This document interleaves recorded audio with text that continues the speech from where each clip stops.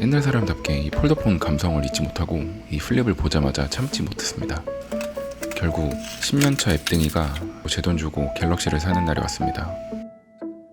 버즈2는 그냥 같이 팔길래 사봤고요. 일단 패키지 먼저 볼게요. 블랙이랑 그레이 투톤으로 돼 있고 가운데 Z는 약간 홀로그램? 무난한 것 같아요. 실 뜯어볼게요. 갤럭시 Z 플립 3입니다. 패키지 내용물, 충전 케이블 설명서 끝입니다.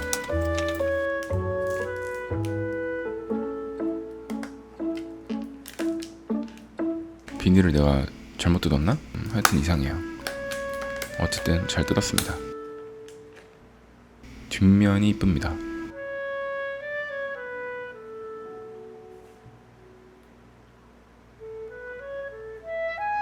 이거 접어보려고 산 거죠.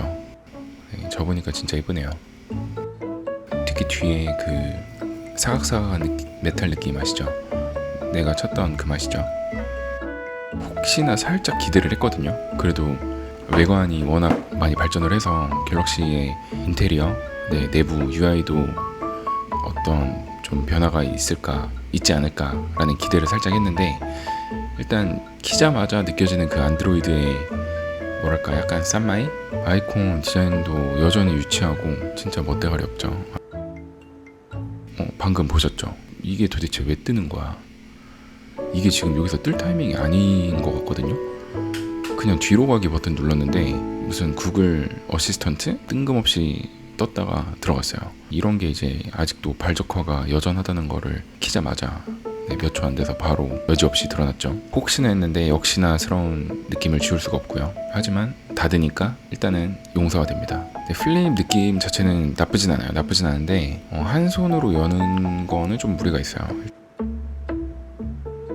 플립 Z3 같은 경우에는 옆으로 약간 좁은 대신에 위로 또 기니까 휴대성 대비 액정 사이즈 면에서는 Z 플립한테 좀 더 높은 점수를 줄 수 있겠네요.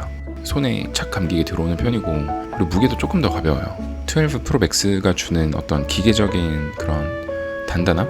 그런 약간 단단한 느낌을 찾을 수는 없어요. 양옆으로 모니터 차이가 나는 게 텍스트를 읽을 때 좀 차이가 많이 나더라고요.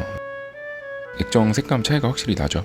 이거는 원래 갤럭시 액정이 원래 이런 느낌이었고 아이폰도 거의 원래 이런 느낌이었는데 삼성 액정이 좀 더 파란 감이 있는 것 같아요. 아이폰이 좀 더 따뜻한 색감이었어요. 뭐 댓글 보면서 유튜브 보는 게 꿀잼이잖아요. 제 아이폰 프로 맥스 사용하면서 제일 좋았던 점이 굳이 가로 화면으로 안 보고 세로로만 놓고 봐도 충분히 화면이 자막도 다 보이고 충분히 즐길 수가 있었거든요. 근데 그 부분에서 가로 폭이 물리적으로 그렇게 큰 차이가 아니었는데 막상 동영상 시청을 해보니까 생각보다 차이가 좀 났어요. 액정 자체의 색감 차이가 많이 나요. 갤럭시가 기본적으로 컨트라스트가 좀 더 세게 들어가고 대비가 좀 더 세게 들어가고 그리고 채도도 좀 더 높아요. 색감이 좀 더 진하게 들어간다는 얘기죠. 얼핏 보면은 좀 더 화사해 보이고 이쁠 수 있는데 인위적인 느낌이 좀 날 때가 있고 자연스럽지 못할 때가 있어요.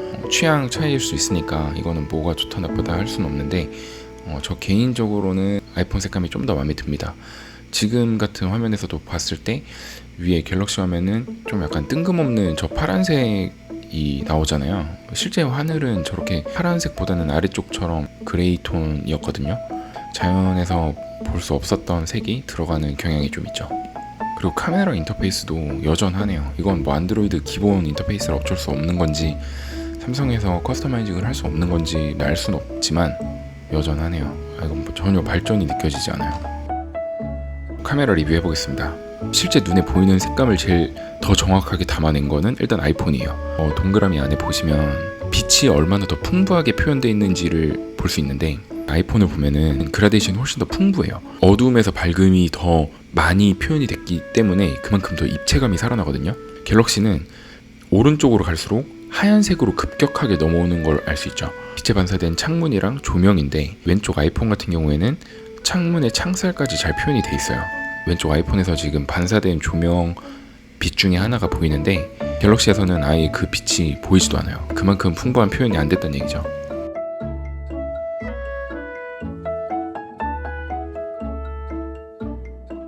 첫 번째가 갤럭시고 두 번째가 아이폰이었거든요. 여기서는 아래가 갤럭시고 위에가 아이폰이에요. 갤럭시가 밝아 보이고 색깔도 더 살아있어요. 근데 아이폰은 색깔이 많이 빠져있죠. 디테일의 표현에서는 아이폰이 좀 더 우세했어요.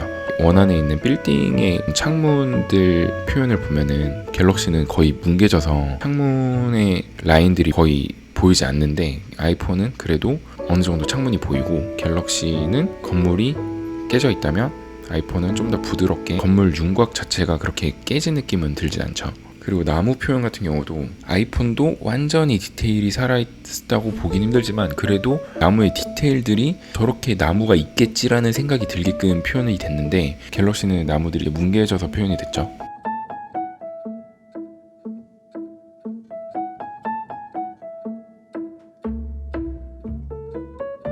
첫 번째 게 갤럭시였고 두 번째 게 아이폰이었습니다. 아이폰이 동영상에서는 색감이 그렇게 많이 빠지지도 않았어요. 이거는 개인적인 취향일 수도 있는데 아이폰에서 표현해주는 나무가 더 이쁘게 표현이 된 것 같아요. 좀 뭉글뭉글하게 예전에 아날로그 캠코더 느낌? 그런 느낌이 좀 있어요. 이번에는 빛이 좀 없어진 상황에서 비교를 해봤는데요. 일단 첫 번째 사진, 두 번째 사진 어떤 게 더 마음에 드세요? 이번엔 아이폰이 첫 번째고 갤럭시가 두 번째였거든요. 처음 봤을 때 갤럭시 사진이 훨씬 화사하고 첫 눈에 눈길을 끄는 이쁜 사진을 잘 뽑아준 것 같아요. 다만 화사하다는 거는 또 그만큼 드라마틱한 표현이라고도 할 수 있고, 드라마틱하다는 게 명부, 안부, 즉 밝은 부분과 어두운 부분의 그 차이가 극명하게 드러난다는 얘기인데, 그렇게 극명하게 드러내다 보니까 하얀 부분은 더 하얗게, 어두운 부분은 더 어둡게 프로세싱이 들어가거든요. 그러다 보니까 가운데 있는 구름이 지금 밝은 부분인데 이쪽에 하얀 부분을 더 하얗게 하다 보니까 하이라이트가 다 지금 날라갔어요. 그만큼 디테일이 죽어버리는 거죠. 위에 아이폰 사진을 보면은 그쪽에 있는 구름 디테일들 다 살아있죠. 갤럭시 같은 경우에는 하이라이트로 많이 날아가고 심지어 또 채도가 거기에 들어가 버리니까 거의 주황색 물감을 바른 것처럼 표현이 됐고, 위에 아이폰 같은 경우는 구름이나 색들 디테일이 좀 더 자연스럽게 보여집니다.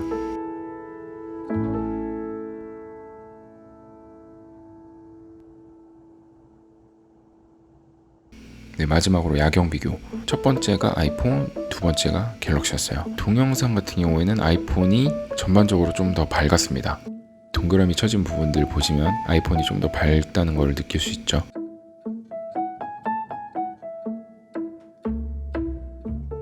첫 번째가 갤럭시고 두 번째가 아이폰이었습니다. 이거는 저는 갤럭시 색감이 더 마음에 들었던 것 같아요.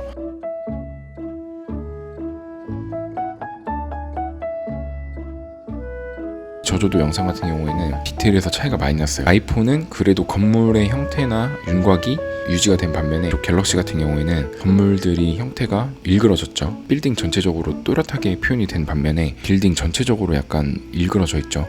결론은 꺼내자마자 찍었을 때 바로 나오는 퀄리티가 제일 중요하잖아요. 폰 카메라는. 그런 면에서 봤을 때 갤럭시가 얼핏 봤을 때 보여주는 그 화사한 느낌과 이쁘다는 느낌은 충분히 유의미한 것 같아요. 물론 디테일에서는 아이폰의 결과물이랑 비교했을 때 부족한 부분이 느껴지긴 했는데, 딱 찍었을 때 느껴지는 퀄리티가 좋은 부분도 분명히 있기 때문에 그 부분을 고려를 해서 결정을 하시면 좋을 것 같습니다.